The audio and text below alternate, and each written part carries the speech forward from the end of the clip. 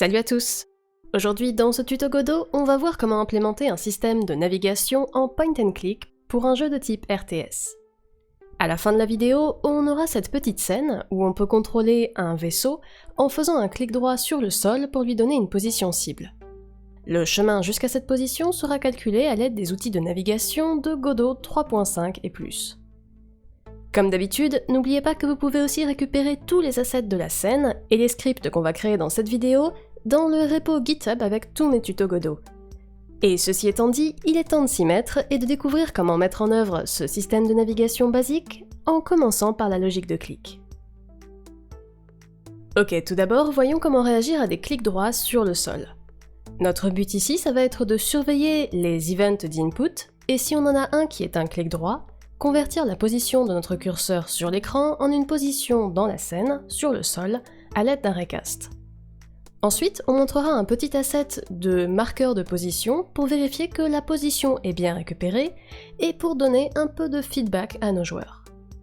Pour faire tout ça, on va avoir besoin de quelques trucs. D'abord, dans notre scène, on doit s'assurer que notre sol a bien un nœud enfant collision shape, pour que notre recast puisse le toucher. Dans mon projet, j'ai préparé une hiérarchie simple avec un nœud static body sous mon mesh ground, puis en dessous un nœud collision shape avec une box shape qui correspond à la taille de mon mesh basique de primitive de cube. On va aussi avoir besoin d'une caméra, de laquelle envoyer notre rayon.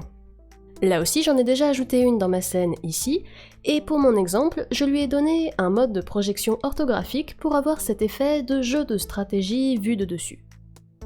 Enfin, il faut qu'on crée un nouveau script C# dans lequel coder notre logique. Je vais l'appeler Game Manager parce qu'il va gérer des choses globales à toute la scène, et je vais le mettre sur mon nœud route dans la scène. On va commencer par nettoyer la snippet de départ et nous assurer qu'on change la classe parent de laquelle hérite notre Game Manager en remplaçant la classe C# node mise par défaut par la classe Spatial, qui correspond au type du nœud route dans la hiérarchie. C'est important parce que ça nous permettra d'accéder au space state de la scène pour y faire notre recast. Pour l'instant, on va y aller doucement et voir comment récupérer un event de clic droit. Pour surveiller les événements en Godot, on peut overrider la fonction built-in de node _input qui reçoit l'événement actuel comme paramètre. Cet événement peut être de plein de types. Ça peut être qu'on a pressé un bouton de souris, qu'on le relâche, ou bien un event de touche de clavier, etc. Donc la première étape, c'est de s'assurer que l'événement nous intéresse bien en vérifiant son type. En C#, on peut faire ça avec du pattern matching, en utilisant une expression is comme ça. En gros, cette ligne veut dire que si ma variable initiale @event peut être castée en un input_mouse_event_button, alors le check retournera vrai et la version castée sera stockée dans cette nouvelle variable locale event_mouse_button. Donc maintenant, on peut faire quelques tests supplémentaires sur cette variable, event_mouse_button, comme vérifier que c'était bien un début de clic, et vérifier que c'était le bouton droit de la souris. Si toutes ces conditions sont vérifiées, alors c'est que le joueur vient de faire un clic droit, et donc on va faire un petit log pour le montrer. Si on lance notre jeu à ce stade, on voit que dès qu'on fait un clic droit n'importe où sur l'écran, on a un print dans notre console Godot avec notre message. Donc on a bien réussi à récupérer notre event de clic droit. L'étape suivante, c'est de faire notre recasting, avec un rayon qui part de la position de notre souris sur l'écran et qui va tout droit selon la logique de projection de notre caméra. Comme expliqué dans les docs de Godot, le moteur a quelques outils bien pratiques pour abstraire les différences entre les projections perspectives et orthographiques. Donc tout ce qu'on a à faire, c'est utiliser les méthodes ProjectRayOrigin et ProjectRayNormal de notre nœud caméra pour calculer notre rayon. Commençons par créer une référence à notre nœud caméra. Je vais mettre cette référence en cache dans ma classe Game Manager et l'assigner dans la fonction ready à partir de son chemin dans la hiérarchie. Ensuite, dans notre logique de clic droit, on va pouvoir appeler les fonctions ProjectRayOrigin et ProjectRayNormal en leur passant event_mouse_button.position, la position de notre curseur en coordonnées écran 2D.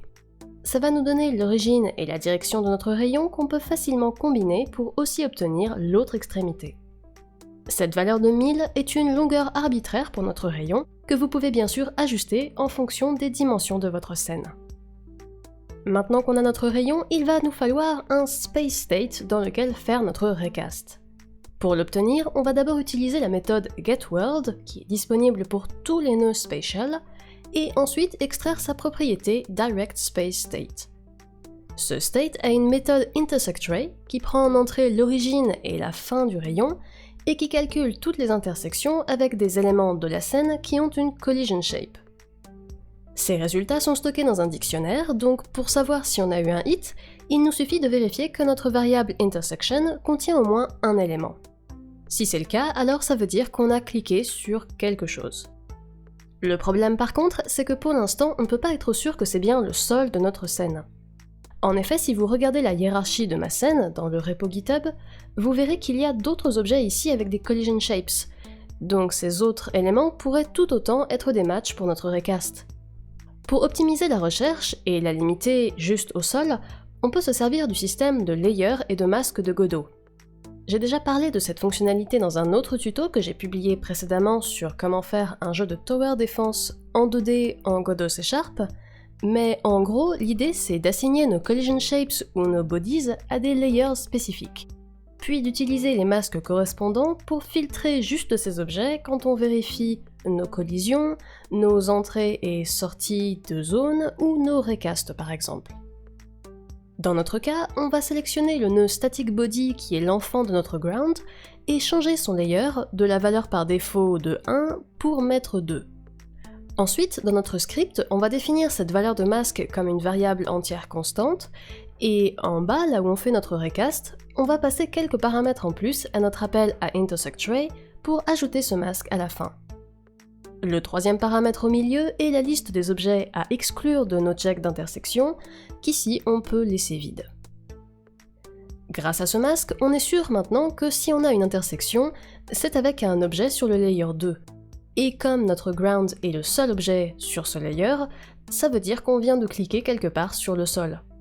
Tout ce qu'il nous reste à faire, c'est récupérer la position correspondante dans la scène, autrement dit la position de l'intersection, comme ça. Pour visualiser notre résultat, on va faire référence à la subscene Unit Target Location que j'ai préparée pour ce projet et que j'ai ajoutée à cette scène principale, qui va nous montrer cette petite animation d'un marqueur au sol. Je vais créer une variable dans mon Game Manager de type UnitTargetLocation pour récupérer le script C# sur mon nœud, la remplir dans la fonction ready, et dans la logique de raycast, je vais juste appeler sa fonction click avec la position de l'intersection.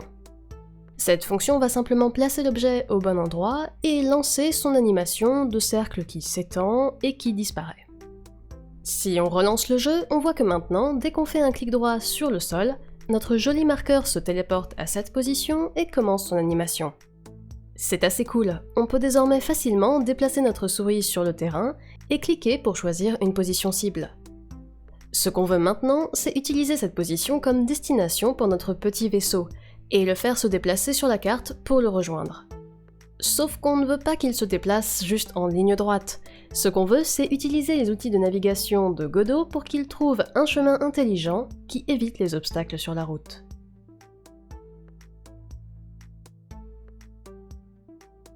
Implémenter un système de navigation robuste n'est jamais simple, et pourtant c'est tellement essentiel pour tellement de jeux que les moteurs de jeu se doivent d'avoir des fonctionnalités built-in pour ça.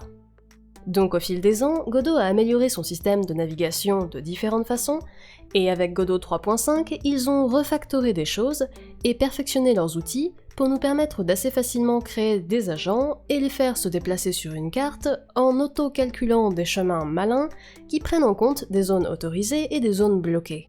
Pour utiliser ce système de navigation, l'idée est globalement la suivante. D'abord, on doit définir la surface du terrain sur lequel nos agents vont se déplacer. On appelle ça le Navigation Mesh et on le crée en ajoutant un nœud Navigation Mesh Instance à notre scène et en y liant une ressource NavMesh. Ici, je vais convertir mon nœud Spatial Terrain en un nœud Navigation Mesh Instance, et puis dans l'inspecteur, je vais créer et lier une nouvelle instance de NavMesh. Ensuite, pour configurer ce Navigation Mesh, on va devoir dire à Godot comment utiliser la géométrie dans notre scène pour générer le NavMesh. Ça signifie surtout spécifier deux choses. Premièrement, quel type d'objet est-ce que Godot doit regarder pour construire son mesh? Juste les meshs, juste les colliders statiques, ou bien les deux? Dans mon cas, je vais choisir les colliders statiques, parce que j'ai fait bien attention à mettre des nœuds static body avec des collision shapes sur tous les obstacles de ma scène, et sur le ground évidemment, et parce que je trouve qu'il est plus simple de contrôler les marges autour des obstacles avec ce setup. Deuxièmement, on doit donner à Godot l'ensemble exact des objets à considérer pour le NavMesh. Par défaut, il va regarder la hiérarchie en dessous du Navigation Mesh Instance, mais on peut aussi spécifier une liste d'objets custom en utilisant des groupes et en demandant au NavMesh de ne regarder que les nœuds avec ce nom de groupe. Ici, je vais utiliser cette feature, garder le nom de groupe par défaut NavMesh et remplir ce groupe avec mon nœud ground et mon nœud props, qui est le parent de tous les obstacles dans ma scène. Enfin, dans les propriétés de mon NavMesh, je vais lui dire de prendre en compte ce groupe et tous les nœuds enfants à l'intérieur. Donc maintenant, Godot sait comment construire notre NavMesh. Si on sélectionne le nœud Navigation Mesh Instance, on voit qu'il y a un bouton en haut, dans la barre d'outils, pour Bake le NavMesh. Si on clique dessus, on se retrouve instantanément avec un overlay bleu qui nous montre les zones dans lesquelles l'agent peut passer, avec des trous là où il y a des obstacles. Pour tweaker et adapter notre NavMesh au mieux, on peut utiliser les options dans les sections Cells et Agents de notre Navigation Mesh Instance. Ça nous permet de customiser le processus de construction. Mais bon, à ce stade, on a déjà notre élément cœur pour la navigation. Ce Navigation Mesh est une représentation de notre scène comme une carte de zones autorisées et de zones bloquées, et on va pouvoir le donner à nos agents pour qu'ils calculent des chemins vers des destinations spécifiques. Ces agents sont les objets qui vont se déplacer sur notre carte comme notre vaisseau. Pour transformer une scène en un NavMesh Agent, on a juste à l'ouvrir et y ajouter un nœud Navigation Agent en enfant de la racine. Dans l'inspecteur, on voit qu'on a encore tout un tas de propriétés modifiables, donc n'hésitez pas à tester et explorer l'effet de chacune sur le mouvement de votre agent. Notre projet est maintenant prêt pour la navigation et on peut commencer à écrire du code pour vraiment dire à notre vaisseau de prendre la position désignée par notre clic droit sur le sol comme une nouvelle destination et le faire se déplacer vers cet emplacement en utilisant notre carte de zone autorisée et de zone interdite. Ok, dans cette dernière partie, on va combiner tous nos éléments et utiliser les built-in de navigation de Godot pour déplacer notre vaisseau. Tout ça va se passer dans le script unit.cs qui est déjà ajouté sur le nœud racine de notre scène unit ici. Si on l'ouvre, on voit que pour l'instant, ce script ne fait rien. Par contre, on remarque aussi que notre classe hérite de la classe C# Kinematic Body, ce qui correspond au type de nœud Kinematic Body de la racine de la scène. Ça, c'est parce qu'on veut déplacer notre objet de façon continue et homogène, et les Kinematic Bodies permettent de faire ça facilement. Donc on va devoir étendre cette classe pour y ajouter notre logique de mouvement basée sur la position en coordonnées globales de notre clic qu'on a récupéré dans notre script Game Manager. Heureusement, c'est assez simple et rapide à coder. Pour commencer, on va mettre en cache une référence à notre nœud Navigation Agent, pour pouvoir y réaccéder plein de fois et définir sa destination, ou bien récupérer la prochaine position dans le trajet qu'il a calculé. Encore une fois, je vais assigner ma référence dans la fonction ready en utilisant le path de mon nœud dans ma hiérarchie locale. Ensuite, il va nous falloir une fonction publique pour permettre à notre Game Manager de nous passer la position cible. Je vais l'appeler moveTo et dans cette fonction, je vais simplement appeler la méthode setTargetLocation de ma variable agent. Ça va dire à mon Navigation Agent d'utiliser cette position comme destination et le faire automatiquement calculer un chemin vers cet endroit qui prend en compte les zones autorisées et interdites du Navigation Mesh de la scène. Maintenant, pour que notre unité se déplace réellement le long de ce chemin calculé, à mesure que le temps passe, on va overrider la fonction physicsProcess. Au tout début, on peut commencer par vérifier rapidement qu'on a effectivement un chemin à parcourir, et sinon on arrête là notre processus. Ensuite, le reste de la logique est assez simple. D'abord, on va récupérer notre position actuelle, en coordonnées globales, en lisant la propriété Global Translation de notre nœud. Cette info vient de notre chaîne d'héritage, puisque Kinematic Body hérite lui-même de Spatial, et que tous les nœuds Spatial ont cette propriété Global Translation. Ensuite, on va demander à notre Navigation Agent de nous donner la prochaine position dans le chemin qu'il a calculé. Il ne s'agit pas forcément de la destination finale, Si le trajet est complexe et qu'il implique de tourner à un moment, il s'agira de cette position intermédiaire sur la route. Maintenant, on peut utiliser ces deux positions pour calculer la direction du mouvement, la renormaliser et la multiplier par la vitesse de notre agent. Notez que vous pourriez bien sûr définir votre propre variable pour la vitesse ici, ou même mettre une valeur hard-codée, mais personnellement j'aime bien centraliser le maximum de données dans mon composant de NavAgent quand c'est possible. Enfin bref, à ce stade, tout ce qu'on a à faire, c'est appeler la fonction moveAndSlide qu'on récupère de notre classe parent KinematicBody avec la vélocité qu'on a calculée, et ça fera bouger notre objet comme prévu. Finalement, on va retourner dans notre Game Manager pour appeler cette fonction moveTo sur notre unité au moment où on fait un clic droit sur le sol. Dans ce tuto, par souci de simplicité, je vais supposer que je n'ai qu'une unité, qu'elle est déjà instanciée dans la scène et que je peux la récupérer simplement en écrivant ce chemin de hiérarchie. Dans un vrai jeu, évidemment, vous auriez probablement plusieurs unités et vous devriez mettre en place un système de sélection pour savoir qui doit écouter l'ordre de déplacement et redéfinir sa destination. Mais ici, on va dire qu'on a cette unité pré-référencée, et donc dans notre logique de clic droit, si on a trouvé une intersection avec le sol, on va aussi appeler la fonction moveTo de notre unité avec la position donnée. Et maintenant, si on lance le jeu, on voit que notre vaisseau se déplace immédiatement avant même qu'on clique où que ce soit. Le souci, c'est qu'en fait, par défaut, la destination de notre agent est l'origine de la scène. Sauf qu'ici, notre vaisseau ne commence pas à cette position d'origine. Donc pour éviter ce reset initial de notre position, on va retourner dans notre script unit et dans la fonction ready, on va prendre la variable agent qu'on vient d'assigner et définir sa destination comme la position actuelle de notre unité en coordonnées globales. Comme ça, l'agent se rendra compte qu'il est en fait déjà arrivé. Bon, c'est mieux. On n'a plus cette glissade initiale et maintenant on peut faire un clic droit sur le sol pour déplacer notre vaisseau dans la scène de manière douce et intelligente avec des jolis chemins qui évitent nos différents obstacles. Il reste néanmoins un problème assez gênant. Le vaisseau ne se tourne pas pour regarder sa prochaine position. En fait, il glisse plutôt de côté de manière assez étrange. Donc voyons comment corriger ça. On va revenir dans notre script unit et à la fin de notre fonction physicsProcess, on va juste utiliser la méthode lookAt qu'on hérite de Spatial pour mettre à jour la rotation de notre vaisseau et le faire se tourner vers la prochaine position.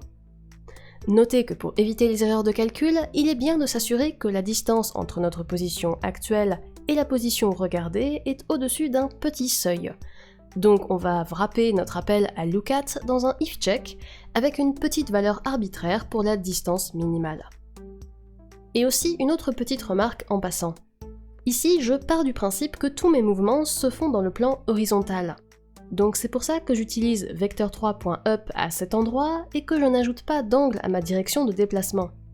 Mais si j'avais des pentes sur mon terrain à prendre en compte, il faudrait que j'ajoute un système de recast en dessous de mon unité, orienté vers le bas, pour récupérer la normale de la surface de mon terrain et la réintégrer dans mes calculs. Enfin bon, nous y voilà. Si on relance le jeu, on voit que notre vaisseau se déplace maintenant sans souci vers la position qu'on désigne par notre clic droit, il regarde sa prochaine position à mesure qu'il parcourt le chemin, et finalement il s'arrête une fois arrivé à destination. Et grâce au built-in de Godot pour la navigation, la physique et les recasts, on a un mouvement continu et homogène, et tout ça est fait en seulement quelques lignes de code. Et voilà, c'est tout pour aujourd'hui. J'espère que vous avez aimé ce tutoriel et que vous avez appris quelques trucs sur comment utiliser les systèmes de recasting et de navigation de Godot pour créer une logique de mouvement en point and click. Si c'est le cas, n'hésitez pas à liker la vidéo et à vous abonner à la chaîne. Et bien sûr, si vous avez d'autres idées d'astuces Godot que vous aimeriez apprendre, laissez un petit commentaire. Sur ce, prenez soin de vous et à bientôt.